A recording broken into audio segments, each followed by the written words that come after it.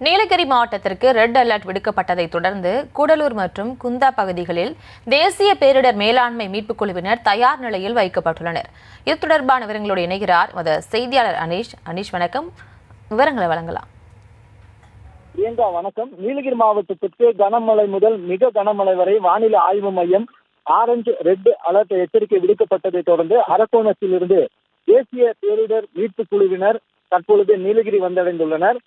நீலகிரி மாவட்டத்தில் தென்மேற்கு பருவமழையானது தொடர்ந்து தீவிரமடைந்து வரும் நிலையில் கேரளத்தை ஒட்டியுள்ள கூடலூர், பந்தலூர், தேவாலா, நாடுகாணி உள்ளிட்ட இடங்கள் மற்றும் உதகை, குந்தா தொடர்ந்து கனமழை பெய்து வருகிறது.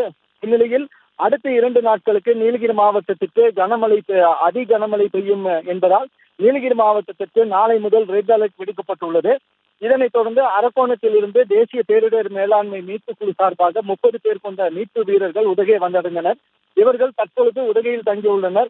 மேலும் மீட்பு பணிகளுக்காக உபகரணங்களுடன் தேசிய பேரிடர் மேலாண்மை மீட்புக் குழுக்கள் 30 பேர் அடங்கிய குழுவாக கூடலூர் மற்றும் குந்தா பகுதிகளுக்கு தயார் நிலையில் நிறுத்தி வைக்கப்பட்டுள்ளனர். பிரியங்கா,